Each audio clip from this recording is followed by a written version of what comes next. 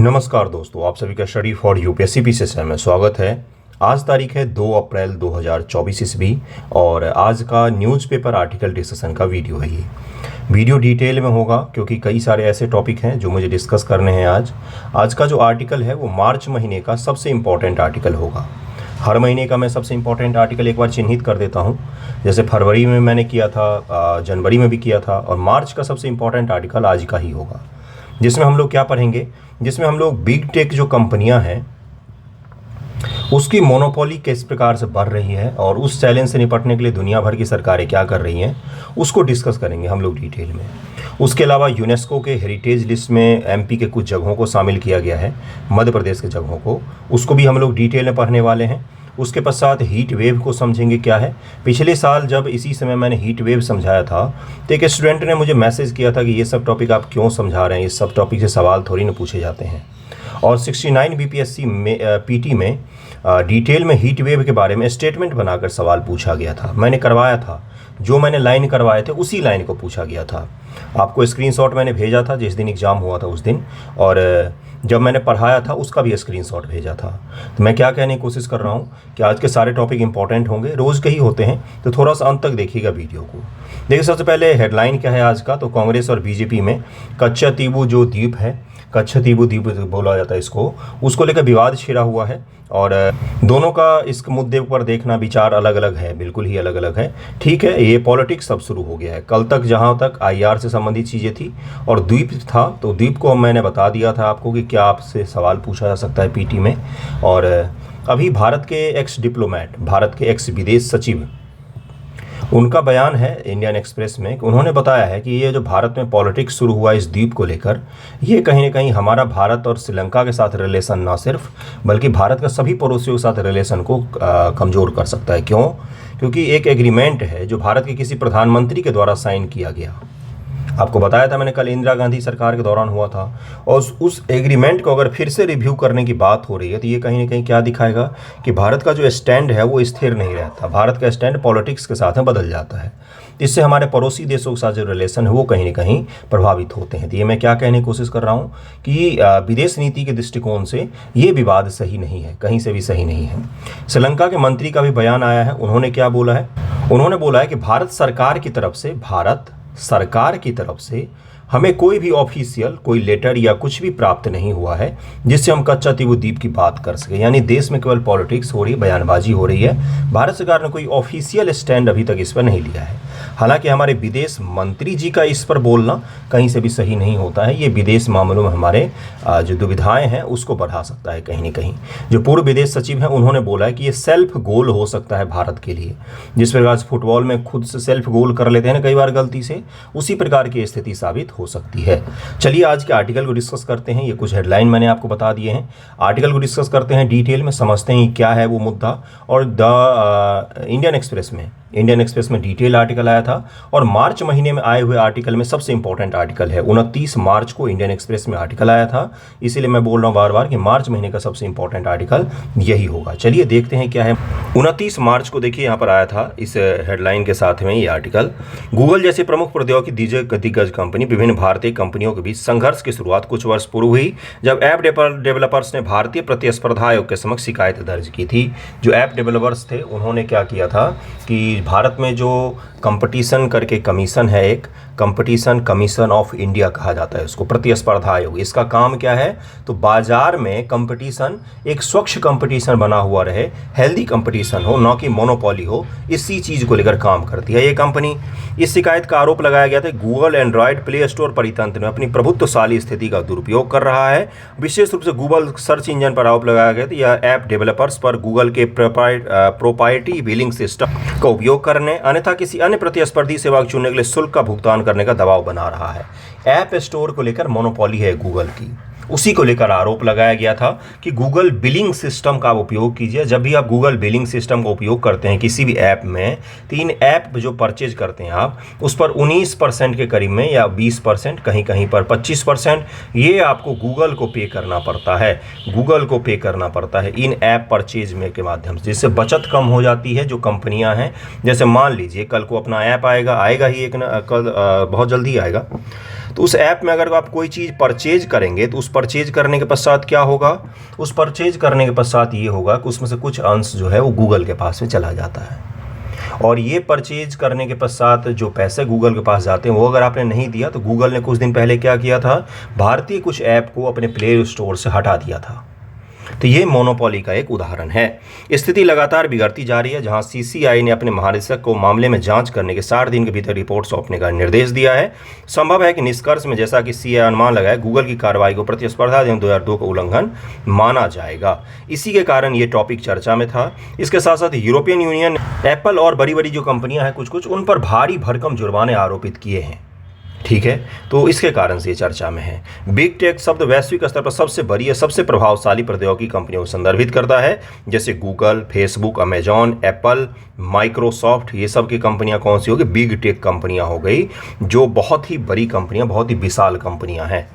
बाजार पर प्रभुत्व और प्रभाव है इनका। बिग टेक कंपनियां आमतौर पर अपने संबंधित बाजारों पर हावी होती हैं, जहां प्राय एकाधिकारवादी या अल्पाधिकारवादी यानी कि मोनोपोलिस्टिक और ओलिगोपोलिस्टिक पोजीशन रखती हैं, यानी कि एकाधिकार है या तो अल्पाधिकार कायम करके रखा हुआ है अपना।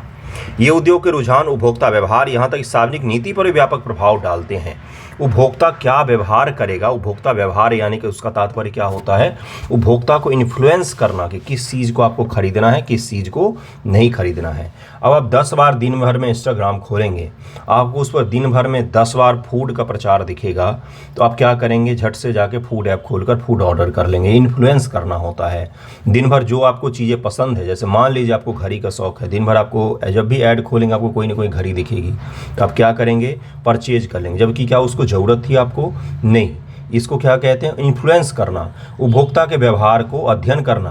आपके जो एक लाइक होते हैं, क्लिक होते हैं, उसको रिकॉर्ड करके रखा जाता है और उसी प्रकार के एडवर्टाइजमेंट आपको दिखाए जाते हैं, इन्फ्लुएंस किया जाता है। ओके, अब कुछ बिग टेक कंपनियों के काम बताए गए। अमेजन का पता ही है आपको, गूगल का भी पता है, फेसबुक का भी पता ही है आपको। प्रौद्योगिकी नवाचार, बिग टेक कंपनियां जो होती हैं ये अक्सर नवाचार, इनोवेशन बहुत ज़्यादा करती हैं, नई नई टेक्नोलॉजी को अपनाती हैं और उनको उपयोग करके कहीं न कहीं जो कस्टमर्स हैं उनको प्रभावित करती हैं। बिग टेक कंपनियां अपने निरंतर नवाचार के लिए जानी जाती हैं, जहां एआई, क्लाउड कंप्यूटिंग, डिजिटल मनोरंजन जैसे विभिन्न सेवा क्षेत्रों में उन्नति का नेतृत्व कर रही हैं। अमेजॉन कंपनी पहले केवल एक ऑनलाइन प्लेटफॉर्म थी खरीद बिक्री के लिए। अब अमेजॉन का क्या क्या दिखता है आपको, म्यूजिक भी दिखेगा, अमेजॉन प्राइम दिखेगा आपको।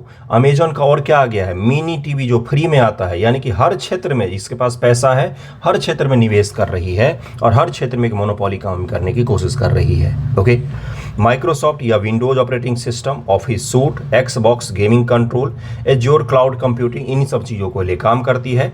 उसके अलावा टेस्ला या इलेक्ट्रिक वाहनों, नवीकरणीय ऊर्जा संसाधनों और स्वायत्त ड्राइविंग तकनीक के साथ ऑटोमोटिव उद्योग को आमूलचूल रूप से रूपांतरित कर रहा है। ये बिग टेक कंपनियों की बात करें, कौन क्या क्या कंपनियां कर रही हैं, ये आपको पता भी है कि कौन सी कंपनियां क्या काम करती हैं। डेटा संग्रहण और गोपनीयता संबंधी चिंताएं, ये जो बड़ी कंपनियां इनके पास में डेटा बहुत सारे इकट्ठा होते हैं। डेटा का क्या तात्पर्य है, डेटा का तात्पर्य है आप कौन सी चीज़ को पसंद करते हैं, ना पसंद करते, आपने क्या सर्च किया है, आपका नाम क्या है, ईमेल आईडी क्या है, आपका लोकेशन क्या है, आप किस होटल में ठहर रहे हैं, आप किस जगह पर घूम रहे हैं। जब आप इस तरह की चीज़ों को पोस्ट करते हैं ना, तो वो सब इकट्ठा होता जाता है, आपके डेटा है वो। उसके आधार पर यह भी पता लगाया जा सकता है ना कि आप किस पार्टी को समर्थन करते हैं। आप जिस पार्टी को समर्थन करते होंगे उसके पेज फॉलो करते होंगे, उसके फोटोज़ को लाइक करते होंगे, उसके पोस्ट को लाइक करते होंगे। इससे क्या पता चलता है कि आपका पसंदीदा राजनीतिक जो विचारधारा है वो कौन सा है। मैं एक छोटा सा एग्जांपल दे रहा हूँ, ये मैं क्या बता रहा हूँ, तो ये सारे डेटा जब किसी के पास में होते हैं ना, तो वो इसका उपयोग करके आपको इन्फ्लुएंस कर सकता है। फेसबुक के पास भी इसी तरह का है, अमेजन के पास भी इसी तरह का डेटा इकट्ठा होता है। विनियामक समीक्षा, एंटी ट्रस्ट संबंधी चिंता। एंटी ट्रस्ट का मतलब क्या होता है, एंटी ट्रस्ट का तात्पर्य ये होता है ना बंधुओं, एंटी ट्रस्ट का तात्पर्य होता है कुछ ऐसे नियम कानून या कुछ ऐसे प्रक्रियाएं, कुछ ऐसे व्यापार पद्धति जिससे उपभोक्ताओं को नुकसान पहुंचता है, और उस चीज़ को ख़त्म करने के लिए कंपटीशन कमीशन ऑफ इंडिया जैसी संस्थाएं काम करती हैं। बड़ी टेक कंपनियों को प्रायः अपने बाजार प्रभुत्व, कथित प्रतिस्पर्धा विरोधी व्यवहार, उपभोक्ता अधिकारों के संभावित उल्लंघन के कारण नियामक समीक्षा एवं एंटी ट्रस्ट जांच का सामना करना पड़ता है कि कहीं आप ये तो नहीं कर रहे हैं कि छोटी छोटी सभी कंपनियों को निपटा रहे हैं। आपसे मैं एक चीज़ उदाहरण देकर समझाता हूँ। गूगल का पर आप जब भी कुछ से सर्च करते हैं तो पहले पेज के बाद आज तक आपने दूसरे पेज पर जाकर देखा है किस वेबसाइट का एड्रेस दिखाया गया है। पहले पेज पर कौन सी वेबसाइट आएंगी, किस एल्गोरिदम के माध्यम से तय होता है। क्या वो एल्गोरिदम ट्रांसपेरेंट है 100%? क्या वो एल्गोरिदम ये तय करता है कि भाई कोई भी कंपनी हो, कोई भी वेबसाइट हो, उसको आगे रखा जाएगा, या कहीं ये तो नहीं है कि जो गूगल को पैसा देते हैं उनको आगे रखा जाता है। ये कंपटीशन का क्या है, तो उल्लंघन कहीं ना कहीं होता है। सेकंड पेज पर आज तक कोई नहीं जाता गूगल के सर्च में, बताइए आप जाते हैं क्या? कभी कभी नहीं जाते होंगे, शायद ही कभी गए होंगे। ये क्या बताने की कोशिश कर रहा हूँ मैं कि कहीं न कहीं ये चीज़ मोनोपोली को बढ़ावा देता है। गूगल कथित एकाधिकारवादी अभ्यासों, अनुचित प्रतिस्पर्धा और इसके सर्च इंजन, विज्ञापन व्यवसाय, एंड्रॉयड परितंत्र से संबंधित एंटी ट्रस्ट उल्लंघन के लिए दुनिया भर में सरकारी एजेंसियों, नियामकों, निकायों द्वारा उसकी जांच की जा रही है कि गूगल किस प्रकार से इस क्षेत्र में मोनोपोली को बढ़ा रहा है। इसी प्रकार का आरोप फेसबुक, इंस्टाग्राम, व्हाट्सएप पर भी लगते हैं कि आप किस प्रकार से एडवर्टाइजमेंट दिखा रहे हैं। कहीं एडवर्टाइजमेंट सोशल मीडिया पर आपका एकाधिकार तो नहीं है। अमेजन के साथ भी इसी प्रकार का लगता है कि कोई, मान लीजिए आपने अमेजन पर जूता खरीदने के लिए सर्च किया, तो कौन से जो विक्रेता हैं या कौन से कंपनी के जूते ऊपर आएंगे, ये कौन तय करता है? क्या वो एल्गोरिदम जो है वो 100% क्लियर है, 100% ट्रांसपेरेंट है? देखिए क्या लिखा हुआ है कि आक्रामक मूल्य निर्धारण के आरोप पर खुदरा विक्रेता और बाजार ऑपरेटर दोनों ग्रुप में हितों के संभावित टकराव के संबंध में इसकी एंटी ट्रस्ट समीक्षा की जा सकती है। और जो अमेजन है वो भी तो खुद कुछ प्रोडक्ट का निर्माण करती है, क्या उन प्रोडक्ट को पहले स्थान पर दिखाया जाता है? क्या किस प्रकार से प्रायोरिटी तय की जाती है? एंटी ट्रस्ट कानून ऐसे विनिमय है जिसका उद्देश्य एकाधिकार अभ्यासों, मूल्य निर्धारण, अन्य गतिविधियों को नियंत्रित कर बाजार में निष्पक्ष प्रतिस्पर्धा को बढ़ावा देना है। एंटी ट्रस्ट कानून का मतलब यही होता है, कुछ ऐसी प्रक्रियाएं सरकार तय करती है जो बाजार में मोनोपोली नहीं कायम होने देना है। मोनोपोली जब कायम होता है तो उसका क्या परिणाम निकलता है? मोनोपोली जब कायम होता है तो मान लीजिए एक गांव में एक ही गाय है, ठीक है, एक ही गांव में, पूरे गांव में एक ही गाय है और सबको दूध लेना है, तो इस गाय वाले के पास पहुंच गए, तो अब इसकी मर्जी, ये 100 रुपये लीटर बेचेगा तो भी कुछ लोग ले लेंगे। वहीं पर अगर 4 गाय आ जाएंगी तो क्या होगा? मोनोपोली होगा। ये 100 रुपये बेचेगा तो ये 80 बेच देगा, ये 70 बेच सकता है, ये 60 बेच सकता है। इससे क्या होगा? उपभोक्ताओं के पास में विकल्प ज़्यादा होते, ऑप्शन ज़्यादा होते हैं। तो मोनोपोली जब कम होता है बाजार में तो आपके पास ऑप्शंस होते हैं। ऑप्शंस होने से क्या होता है? आपको बेनिफिट पहुँचता है। जैसे IAS PCS कोचिंग की ही बात कीजिए, अगर एक ही कोचिंग होता तो हो सकता था वो 2 लाख रुपए भी लेता, तो आपको देना पड़ता अगर कोचिंग करना है तो। छोटे छोटे टेस्ट सीरीज के लिए भी आपको 10,000 रुपये देने पड़ते। मैं क्या बता रहा हूँ आपको? तो मोनोपोली जब नहीं है तब क्या होता है? सभी को अपना दाम उस हिसाब से रखना पड़ता है कि खरीद सकें लोग। आपके पास ऑप्शंस होते हैं, 2,000 में भी खरीद सकते हैं, 8,000 में भी खरीद सकते हैं, 10,000 में भी, 1.5 लाख का भी कोचिंग है भाई। तो आपकी स्थिति के हिसाब से आपको प्रोडक्ट मिल जाते हैं। और अगर 1.5 लाख का ही सभी कोचिंग होती या एक ही कोचिंग होती जिसका प्राइस 1.5 लाख होता तो फिर क्या होता? मोनोपोली कहलाता है वो। अब समझ गए होंगे आप लोग मोनोपोली का क्या तात्पर्य होता है। आपके अधिकारों का संरक्षण होता है जब मोनोपोली मार्केट में एग्जिस्ट नहीं करता है तब। समझ में आ गया एंटी ट्रस्ट कानून क्यों जरूरी है? इसी मोनोपोली को रोकने के लिए जरूरी है। अब कौन कौन से कदम उठाए गए हैं इन सभी कंपनियों पर थोड़ा सा लगाम लगाने के लिए? देखिए आपको मैं बताता हूँ, सभी दुनिया भर की सरकारें जो हैं वो चाहती हैं कि उनके यहाँ पर उद्योग धंधों का विकास हो, लेकिन कोई भी ये नहीं चाहते हैं कि ये उद्योग धंधे इतने बड़े हो जाएं कि सरकार और उपभोक्ता के लिए खतरा बन जाए। ठीक है, इसी चीज़ को कम करने के लिए, रोकने के लिए सरकारें समय समय पर इनको रेगुलेट करती है। रेगुलेटर, पंखे का कम और ज़्यादा करना, रेगुलेट करना हो, तो उसी प्रकार से इन कंपनियों को थोड़ा सा टाइट करना या थोड़ा सा ढील देना बाजार में, ये क्या होता है? रेगुलेट करना होता है। अमेरिका का फेडरल ट्रेड कमीशन FTC के अध्यक्ष की नियुक्ति के साथ यह परिवर्तन आया। अमेरिका न्याय विभाग और 16 राज्यों ने एप्पल पर स्मार्टफोन बाजार पर एकाधिकार करने, इसका दुरुपयोग करने का आरोप लगाते हुए मुकदमा दायर किया। एप्पल के विरुद्ध मुकदमा बाजार की शक्ति का दुरुपयोग करने के लिए गूगल, फेसबुक, अमेजन के विरुद्ध मुकदमों की लंबी होती सूची का अनुसरण करती है।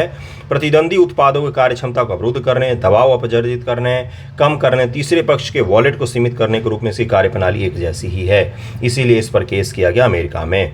अब कहां पर? तो सबसे पहला अमेरिका का उदाहरण दिया। देखिए एप्पल के प्रोडक्ट के साथ दिक्कत क्या है? आप ईयरफोन दूसरे का यूज नहीं कर सकते हैं। आप किसी भी वेबसाइट पर धड़ल्ले से जा तो सकते हैं, लेकिन वहां से चीज़ें डाउनलोड करने में थोड़ी सी दुविधा आती है। प्ले स्टोर के अलावा एप्पल का जो है, उसके अलावा आप कहीं से भी कोई ऐप डाउनलोड नहीं कर सकते हैं। एंड्रॉयड में तो फिर भी होता है कि आप थर्ड पार्टी ऐप वगैरह को इंस्टॉल कर सकते हैं, लेकिन एप्पल में ये सुविधाएं सामान्य रूप से नहीं मिल पाती है हमें। इसके अलावा और क्या है? जैसे चार्जर था तो चार्जर भी वो अपना अलग बनाती थी, जो चार्जर का पिन होता था वो भी अलग बनाती। इससे क्या होता था? इलेक्ट्रॉनिक्स कचरा कहीं ना कहीं क्रिएट होता है बाजार में लोगों के लिए, कहीं ना कहीं ये चीज़ खराब है। अब एक ही चार्जर है, एंड्रॉयड का चार्जर, उसी से अगर सभी फ़ोन के सभी फ़ोन चार्ज हो सकते हैं, तो हो सकता है कि एप्पल का फ़ोन तो ले आए आप, लेकिन चार्जर का प्राइस ना दें। आने वाले समय में तो ये भी हो जाएगा ना कि चार्जर का अलग प्राइस होगा और ईयरफोन का अलग होगा, जिस प्रकार से अभी भी लिया जाता है। ये कहीं ना कहीं क्या दिखाता है कि मोनोपोली है, कि मेरा प्रोडक्ट है, मैं अपने हिसाब से डिजाइन करूंगा, महंगा भी बेचूंगा और अच्छा प्रोडक्ट है, इसलिए आप दाम भी ज़्यादा देकर मुझसे खरीदो। ये कहीं ना कहीं मोनोपोली है। अब यूरोपियन यूनियन ने क्या किया, डिजिटल मार्केट एक्ट, मैंने आपको समझाया था उस दिन, ये कहीं ना कहीं मोनोपोली को कमज़ोर करने के लिए लाया गया है। एप्पल, मेटा, अल्फ़ाबेट, जो बड़ी बड़ी कंपनियां हैं जिनको द्वारपाल कहा गया था, मैंने ये भी बताया था, इनको गेट कीपर्स कहा गया था, इन गेट कीपर्स कंपनियों के ऊपर लगाम लगाने के लिए लाया गया था। भारत सरकार का रुख क्या है, प्रतिस्पर्धा आयोग 2002, भारत में एंटी ट्रस्ट के मुद्दे प्रतिस्पर्धा नियम 2002 द्वारा शासित होते हैं। सीसीआई एकाधिकारवादी अभ्यासों पर नियंत्रण रखता है कि बाजार में कोई भी एकाधिकार स्थापित न कर पाए। सीसीआई ने 2022 से प्रतिस्पर्धा विरोधी अभ्यासों के लिए विभिन्न बाजारों अपनी प्रमुख स्थिति का दुरुपयोग करने के लिए गूगल पर 1337 करोड़ रुपए का अर्थदंड आरोपित किया था। 1337 करोड़ रुपए का जुर्माना लगाया गया गूगल पर। प्रतिस्पर्धा संशोधन विधेयक 2022, सरकार ने प्रतिस्पर्धा संशोधन विधेयक 2022 के माध्यम से प्रतिस्पर्धा अधिनियम में संशोधन का प्रस्ताव किया। विधेयक अप्रैल 2023 में राष्ट्रपति की सहमति प्राप्त हो गई है। तो ये कहीं ना कहीं क्या दिखाता है कि दुनिया भर की जो भी बड़ी सरकारें, क्योंकि भारत का मार्केट जो है दुनिया के सबसे बड़े मार्केट में से एक है, इसलिए हमें भी इनको रेगुलेट करना ही पड़ेगा। इसके अलावा कंपटीशन कमीशन ऑफ इंडिया ने मार्च 2024 से गूगल द्वारा इसकी प्ले स्टोर मूल्य निर्धारण नीति पर कथित भेदभावपूर्ण अभ्यासों के लिए प्रथम दृष्टया प्रतिस्पर्धा कानून का उल्लंघन पाए जाने के उसके विरुद्ध विस्तृत जांच का भी आदेश दिया था। तो ये मैं क्या बता रहा हूँ आपको कि कौन कौन से ऐसे काम जो हैं वो किए गए हैं, किसके द्वारा, तो अलग अलग दुनिया भर के सरकारों के द्वारा। जो मैंने समस्याएं गिनाई हैं आपको, जो समाधान बताए हैं या जो आरोप लगाए गए हैं या जो कार्रवाई की गई है, उसको ज़रा ध्यान में रखिएगा। बिग टेक कंपनियों से संबंधित मुद्दों को ध्यान में रखिएगा। ये क्या क्या कर सकती हैं, बाजार में एकाधिकार स्थापित कर सकते हैं, व्यवहार जो है उपभोक्ता का उसमें परिवर्तन ला सकती है, उसको इन्फ्लुएंस कर सकती हैं, सरकारी नीतियों को प्रभावित कर सकते हैं, जो पब्लिक की पॉलिसी होती है उसको तो प्रभावित कर ही सकते हैं। इसके अलावा बाजार में छोटी कंपनियाँ हैं उनको स्थापित होने से भी कहीं ना कहीं ये कमज़ोर कर सकती है, रोक सकती है। तो ये मैं क्या बता रहा हूँ, ये कुछ ऐसे मुद्दे हैं जो बड़ी टेक कंपनियों से संबंधित है। इनके पास में डेटा भी अपार इकट्ठा हो गया है, बहुत ही बड़ा डेटा है इनके पास में। उसके अलावा अगर ये चाहें तो सब्सक्रिप्शन प्लान, जैसे यूरोपियन यूनियन में फेसबुक ने कोशिश किया है, यानी कि मेटा कंपनी ने कोशिश किया है कि सब्सक्रिप्शन प्लान आधारित इंस्टाग्राम और फेसबुक लाया जाए, मतलब कि उसमें आपको ऐड नहीं दिखेगा। आप पे करके, जैसे जिस प्रकार से आप नेटफ्लिक्स पर पे करते हैं तो आपको ऐड नहीं दिखता है, उसी प्रकार से आप फेसबुक पर और इंस्टाग्राम चलाने के लिए पे जब कर देंगे तो आपको ऐड नहीं दिखेगा। ये स्विट्जरलैंड और यूरोपियन यूनियन के कुछ देशों में लाया गया है। तो ये कहीं ना कहीं क्या दिखाता है कि एक मोनोपोली दिखाती है इनकी। उसके अलावा ये थर्ड पार्टी ऐप जो है, जो मान लीजिए गूगल प्ले स्टोर से आपको ऐप डाउनलोड नहीं करना है, जैसे एक ऐप डाउनलोड का पहले बड़ा ही फेमस प्लेटफॉर्म हुआ करता था 9 ऐप्स, है ना। ये क्या था, तो ये एक प्लेटफॉर्म था जहाँ से आप ऐप डाउनलोड कर सकते थे अपने फ़ोन में। तो ये कहीं ना कहीं उस चीज़ को भी प्रतिबंधित करते हैं, रोकते हैं या फिर उसमें बाधा डालते हैं, जिससे क्या होता है, ऐप बनाने वालों को मजबूरन गूगल प्ले स्टोर में ही ऐप को रखना पड़ता है और वहीं से डाउनलोड करवाना पड़ता है। उसके अलावा बाकी सोर्स को ये क्या मानते हैं कि सुरक्षित नहीं है, हम उसकी गारंटी नहीं दे सकते। क्यों नहीं दे सकते हैं आप, एंड्रॉयड सिस्टम आपका है, उसके लिए कोई ऐप बनाया गया तो आपको गारंटी देनी चाहिए। तो दुनिया भर की सरकारों के लिए एक बहुत ही बड़ा मुद्दा है ये, और इस पर सभी सरकारें मिलकर क्या कर रही हैं, तो लड़ रही हैं। इसको ध्यान में रखिएगा। अगले टॉपिक पर चलते हैं। यूनेस्को ने एमपी के कुछ जगहों को शामिल किया वर्ल्ड हेरिटेज में, उसको पढ़ते हैं। उसके पश्चात हम लोग फिर से न्यूज़पेपर की तरफ में चलेंगे। ओके, देखिए क्या है यहाँ पर लिखा हुआ कि हाल ही में वर्ल्ड जो हेरिटेज साइट होते हैं उनके अस्थायी सूची में जोड़ा गया है। अस्थायी में जोड़ने का तात्पर्य होता है कि अब इनको जल्द ही अस्थायी भी कर दिया जाएगा। अब इनकी जांच परख होगी, उसके पश्चात इनको अस्थायी सूची में भी ऐड कर दिया जाएगा कि इनको, इन जगहों को। तो कौन कौन से जगह हैं, ग्वालियर का किला है, यह क्या अपनी दुर्जयी दीवारों के लिए प्रसिद्ध है। यह एक पहाड़ी के ऊपर में स्थित है, आसपास का शहर का मनोरम दृश्य प्रदान करता है। ऐतिहासिक रूप से माना जाता है किले की पहली नींव 6वीं शताब्दी की ईस्वी में राजपूत योद्धा सूरज सेन के द्वारा रखी गई थी। कहाँ पर है, तो ग्वालियर का किला जो है, ग्वालियर किला, उसी की बात हो रही है। सूरज सेन स्थानीय सरदार से गंभीर कुष्ठ रोग से पीड़ित, लेकिन ग्वालियर नापक एक साधु संत ने ठीक कर दिया था। इस घटना के प्रति आभार प्रकट करते सूरज सेन ने उनके नाम पर ग्वालियर शहर की स्थापना की थी। ये एक किंवदंती है।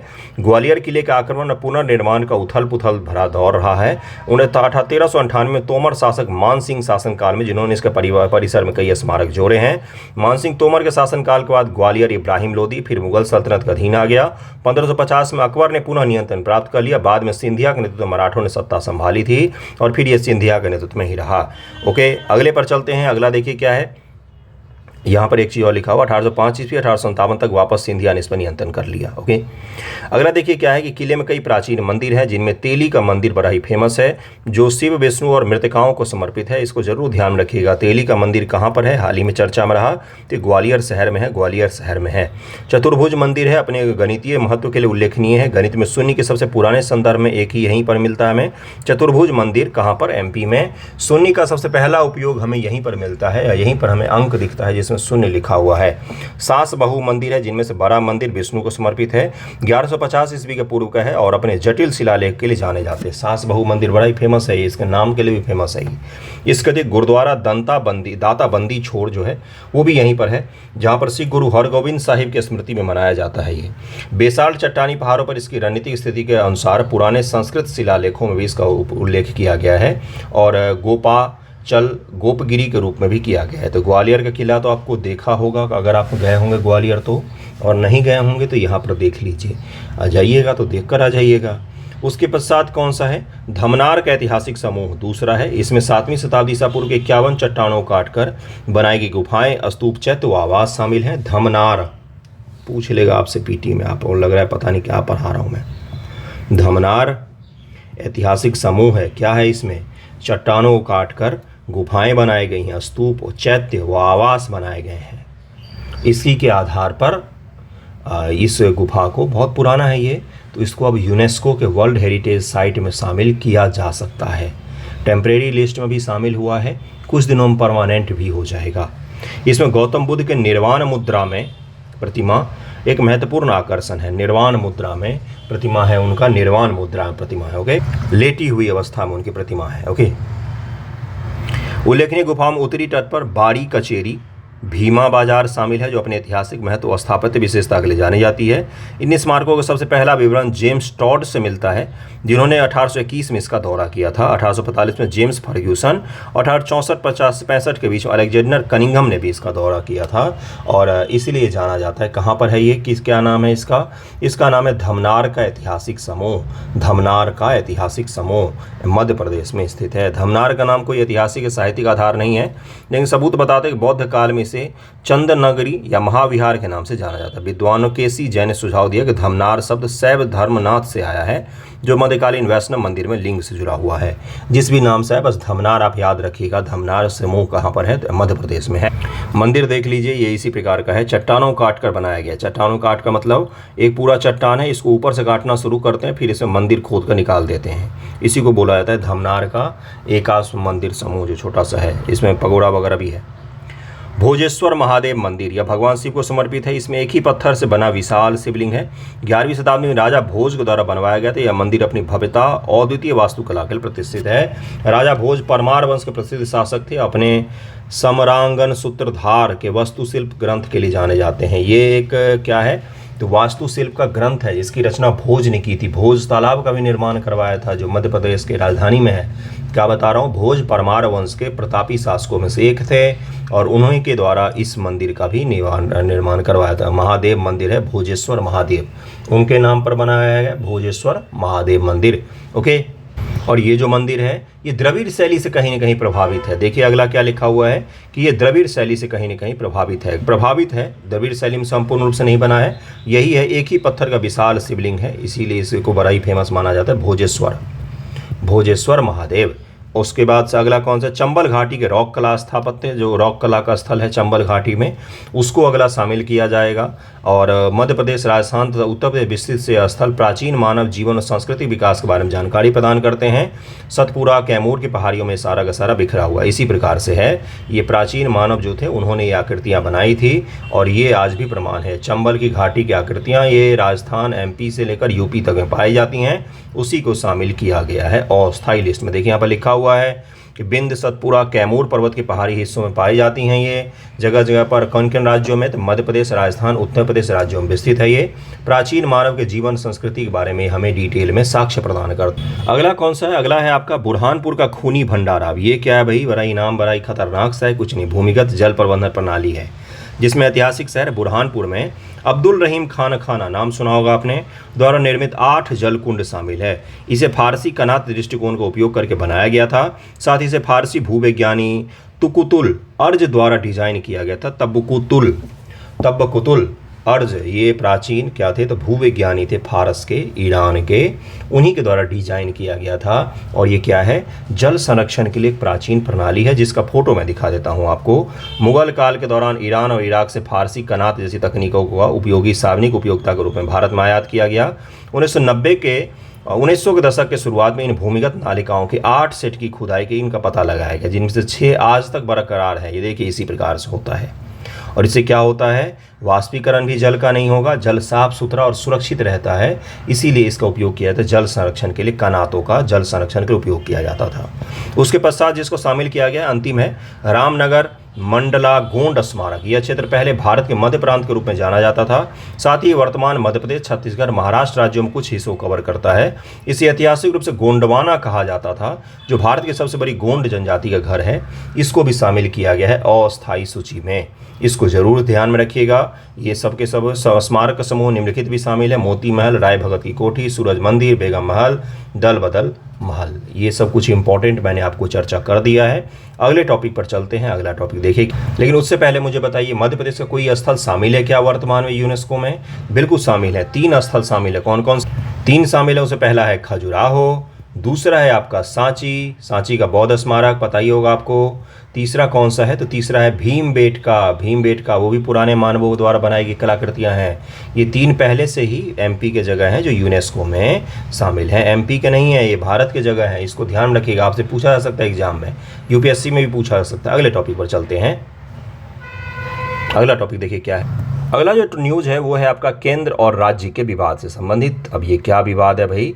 तो ये विवाद है आपका कुछ नहीं, सामान्य सा विवाद है। देखिए दरअसल में है क्या, पर ये न्यूज़ को आपको समझ में आ जाएगा। Supreme court refer Kerala government suit on net borrowing cap to 5 जज बेंचेज। कॉन्स्टिट्यूशनल बेंच, जो संवैधानिक बेंच होता है, उसको रेफर कर दिया गया है किस चीज़ को लेकर? Net borrowing cap. अब ये क्या बोला है भाई? कुछ नहीं है, आप कितना ऋण ले सकते हैं उसके ऊपर में एक लिमिटेशन, सीलिंग लगाया हुआ है केंद्र सरकार ने। किसके लिए? राज्यों के लिए, कि आप कितना ऋण ले सकते हैं। इसी का पर केस किया गया था, किसके द्वारा? केरल गवर्नमेंट के द्वारा सुप्रीम कोर्ट ऑफ इंडिया में। लेकिन सुप्रीम कोर्ट ने बोला है कि अब हम इसको कॉन्स्टिट्यूशनल बेंच में डिस्कस करेंगे, वहाँ पर आइएगा, वहाँ पर बातचीत करेंगे। अब देखिए क्या क्या इसमें निकल सकता है, आप याद कीजिए। यहाँ पर दरअसल बात किस चीज़ की हो रही, एक एक मुद्दे को डिस्कस करेंगे। सबसे पहली चीज़ किसका? तो सेंट्रल और स्टेट का कॉन्फ्लिक्ट हो रहा है। जब भी सेंटर और स्टेट की बात आएगी तो पॉलिटी में कौन सा टर्मिनोलॉजी आ जाता है? फेडरलिज्म, संघवाद। कौन सा आता है? संघवाद। अब यहाँ पर मुझे बताइए ये विवाद किस चीज़ को लेकर हो रहा है? तो वित्त को लेकर हो रहा है, यानी कि इसको क्या बोला था? फिजिकल फेडरलिज्म, वित्तीय संघवाद, राजकोषीय संघवाद। बात खत्म, यही टॉपिक है इसमें, और तो बस फैक्ट है।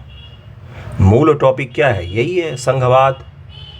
अब यहाँ पर मुझे बताइए, भारत के संविधान के तहत में, सुनिएगा जरा ध्यान से, भारत के संविधान के तहत में जो ज़्यादा शक्तियाँ किसको दी गई हैं? तो संविधान जो है वो केंद्र सरकार की तरफ में झुका हुआ है। क्यों झुकाया? अम्बेडकर जैसे, नेहरू जी जैसे और बड़े बड़े विद्वान लोग शामिल थे किसमें? संविधान सभा में। सब लिबरल भी थे, कोई ऐसा तो कट्टरपंथी नहीं था उस समय शामिल, आज भी नहीं है कोई ऐसा। मैं क्या बता रहा हूँ आपको, आज तो है ही नहीं कॉन्स्टिट्यूशनल बेंच। मैं आपको क्या कह रहा हूँ? मैं आपको ये कह रहा हूँ कि क्यों इन्होंने इस प्रकार से संविधान को सेंट्रल के पक्ष में झुकाया। क्योंकि हमारे इतिहास की ये कहानी रही है कि जब जब केंद्र कमज़ोर हुआ है, राज्य जो है वो कहीं न कहीं स्वायत्तता की घोषणा करते आए हैं। सम्राट अशोक के बाद से याद कीजिए भारत का इतिहास 2047 तक, किसी का भी शासन हो, इस्लामिक दौर हो या फिर राजपूतों का हो या फिर गुप्तों का था या फिर अशोक का था, सभी में आपको यही दिखेगा। मैं क्या बताने की कोशिश कर रहा हूँ, इसलिए जो केंद्र सरकार है उसको ज़्यादा शक्तियाँ दी गई। वित्त के मामलों में ज़्यादा शक्तियाँ किसके पास में है? सेंट्रल गवर्नमेंट के पास में है। सेंट्रल गवर्नमेंट जो है कुछ आर्टिकल के माध्यम से नेट बोरोइंग, यानी कि आप ऋण कितना ले सकते हैं बाहर से, इन सभी चीज़ों पर भी एक कैप लगाया हुआ। कैप का तात्पर्य होता है कि आप कितना रुपया, 1000 रुपया ऋण ले सकते हैं, उसके बाद आप नहीं ले सकते हैं, मान लीजिए। तो अब ये कैप क्या है, क्या ये रहना चाहिए, कौन इसको डिसाइड करता है, क्या ये आगे और पीछे नहीं हो सकता है, क्या इसको बढ़ाया नहीं जा सकता है, क्या हमारी जो वित्तीय आवश्यकता है वो वैसी ही है कि जैसा पहले थी, क्या इस पर कम नहीं करना चाहिए इस कैप को, यही सब विवाद का विषय है। और जब भी सेंट्रल और राज्य का विवाद होगा तो उसमें मूल क्षेत्राधिकार किसका है फैसला लेने का, सुप्रीम कोर्ट ऑफ इंडिया का है। तो सुप्रीम कोर्ट ऑफ इंडिया का मूल क्षेत्राधिकार का आर्टिकल क्या है ये आप मुझे बताएंगे, किस आर्टिकल के तहत सुप्रीम कोर्ट ऑफ इंडिया का मूल क्षेत्राधिकार डिसाइड किया गया है।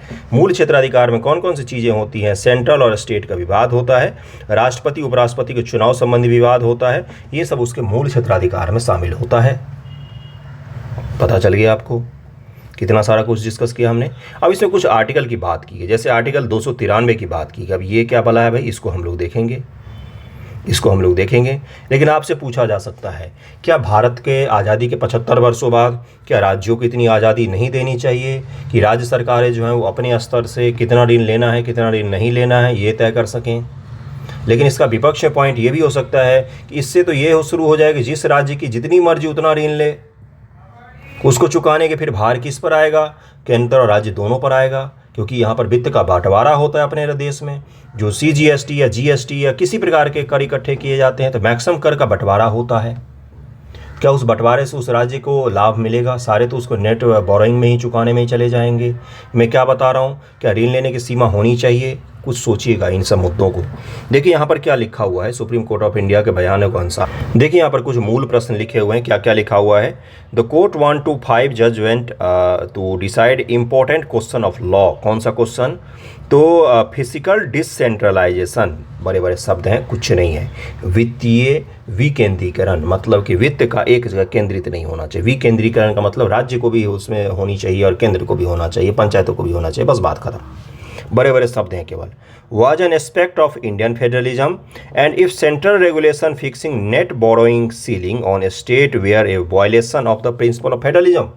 इसमें ये बोला गया है, अगर केंद्र सरकार ने नेट बोरोइंग के ऊपर में एक सीलिंग लगा रखा है, मतलब एक कैप लगा रखा है कि इससे ज़्यादा नहीं लेंगे, तो क्या ये फेडरलिज्म का उल्लंघन है? बताइए मुझे, क्या ये संघवाद का उल्लंघन है? अब इसी चीज़ की जांच पड़ताल कौन करने जा रही है, तो सुप्रीम कोर्ट की कॉन्स्टिट्यूशनल बेंच जो है वो जांच पड़ताल करने जा रही है। समझ में आ गया पूरा टॉपिक। दरअसल मुद्दा कहाँ से उठा था, जहाँ पर केरल गवर्नमेंट ने केस कर दिया था कि राज्यों की जानबूझकर केंद्र सरकार वित्तीय स्थिति को कमज़ोर कर रही है। केंद्र सरकार ने 13,000 कुछ रुपए का उसको सहायता भी दिया, लेकिन अब नया डिस्कशन शुरू हो गया है कि जो फिजिकल डिसेंट्रलाइजेशन है, वित्तीय विकेंद्रीकरण, क्या ये फेडरलिज्म का हिस्सा है? क्या इससे हमारे संघीय ढांचे पर असर पड़ रहा है? क्या इसको कमज़ोर होना चाहिए? क्या वित्तीय जो विकेंद्रीकरण है इसको बढ़ावा देना चाहिए? क्या वित्तीय विकेंद्रीकरण जो है फेडरलिज्म का हिस्सा है? और इससे हमारे फेडरलिज्म किस प्रकार से प्रभावित होता है, संघवाद किस प्रकार से प्रभावित होता है, यही सब चीज़ें हैं। इसी में आर्टिकल 293 पर भी चर्चा की जाएगी, उसको भी डिस्कस किया जाएगा।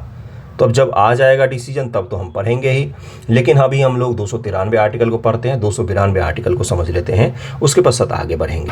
देखिए क्या है कि संविधान के तहत ऋण हेतु प्रावधान, केंद्र और राज्यों द्वारा ऋण लेना भारत के संविधान के भाग 12 में अध्याय 2 ऋण से संबंधित है। अनुच्छेद 292 में केंद्र सरकार और अनुच्छेद 293 में राज्यों द्वारा ऋण लिए जाने संबंधी प्रावधान है। 292 में केंद्र सरकार जो बाहर से ऋण लेती है उसका प्रावधान है, और 293 में राज्य सरकारें जो ऋण लेती है उसका प्रावधान है। इसी में सीलिंग लगाया हुआ है केंद्र सरकार ने कि कितना ऋण ले सकते हैं, कितना नहीं ले सकते हैं।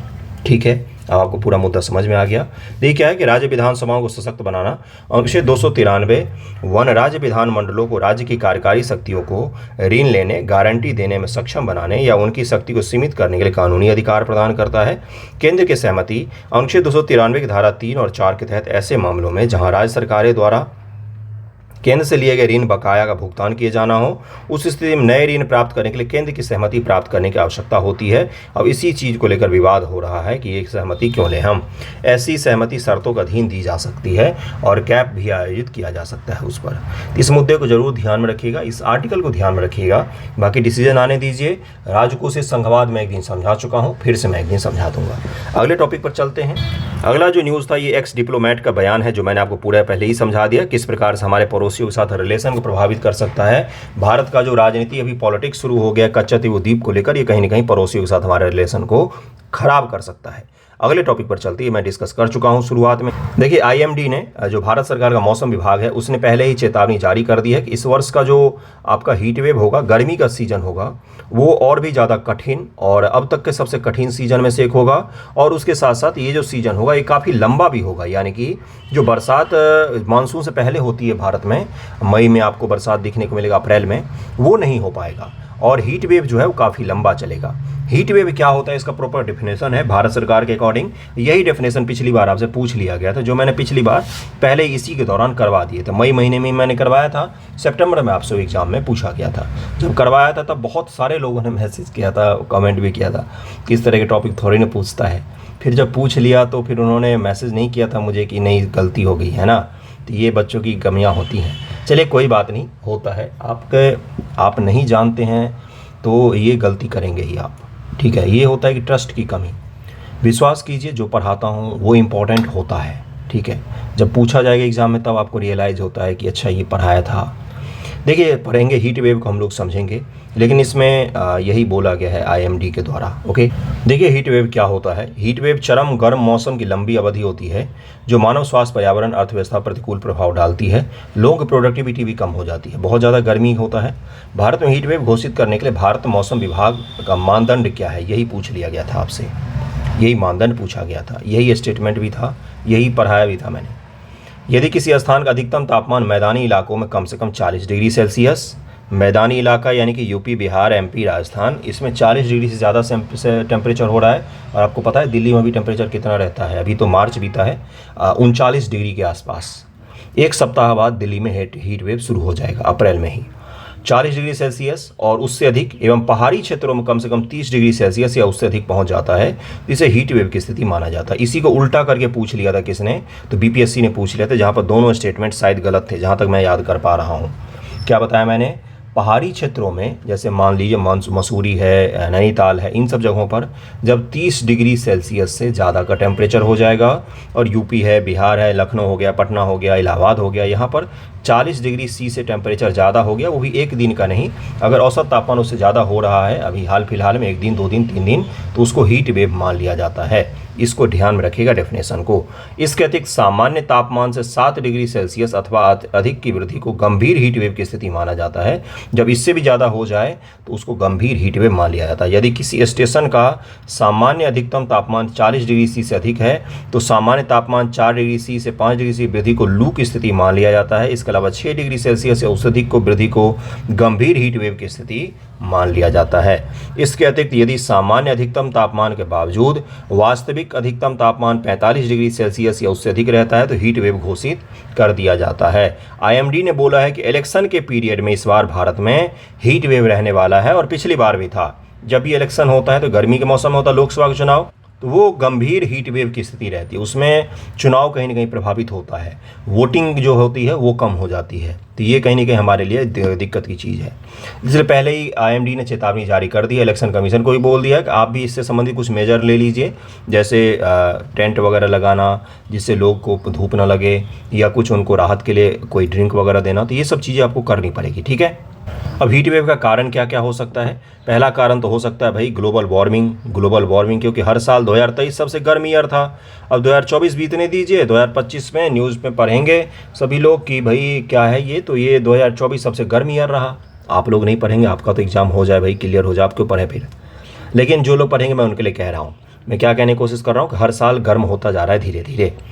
देखिए यहाँ पर क्या लिखा हो, ग्लोबल वार्मिंग है, शहरीकरण है, और भी कई सारे कारण हो सकते हैं। कारणों को आपको पता करना है। सवाल मैं पूछूंगा इस पर आपसे एक दिन जरूर, लिखित में सवाल पूछूंगा मैं, ऐसे ही नहीं पूछूंगा। कारण, निवारण, उपाय, प्रभाव सब पूछ लूंगा मैं। चलिए अगले टॉपिक पर चलते हैं। अगला टॉपिक देखिए क्या, अगला टॉपिक बड़ा ही सुखद सा टॉपिक है। क्या है, तो भारत का डिफेंस एक्सपोर्ट। बिल्कुल सही सुन रहे हैं आप, हम अब डिफेंस एक्सपोर्ट करने लग गए हैं। डिफेंस एक्सपोर्ट यानी कि निर्यात करते हम। 21,000 करोड़ रुपए का हमने निर्यात किया। बहुत पैसा है, पूरा घर भर जाएगा उतना पैसा है। 21,000 करोड़ रुपए का हमने निर्यात किया है डिफेंस में। 2 डिफेंस कॉरिडोर बनाए गए हैं देश में, जा रहे हैं नहीं, अब बन गए हैं। कौन कौन सा, एक है उत्तर प्रदेश में डिफेंस कॉरिडोर का मतलब होता है एक अच्छा खासा इलाका, एक बड़ा सा 2-3 शहरों के में इलाके, जैसे मान लीजिए उत्तर प्रदेश का गाजियाबाद से लेकर और काफ़ी लंबे 2-3 डिस्ट्रिक्ट को जोड़ दीजिए। इस इलाके में डिफेंस के बहुत सारे प्रोडक्ट का निर्माण किया जाता है। इसी प्रकार से एक और बनाया गया, कहाँ पर, तो तमिलनाडु में। कहाँ पर, तमिलनाडु में। तमिलनाडु में भी डिफेंस कॉरिडोर है और यूपी में भी डिफेंस कॉरिडोर। यहाँ पर डिफेंस से संबंधित चीज़ों का निर्माण किया जाता है। तमिलनाडु के बारे में एक और चीज़ है,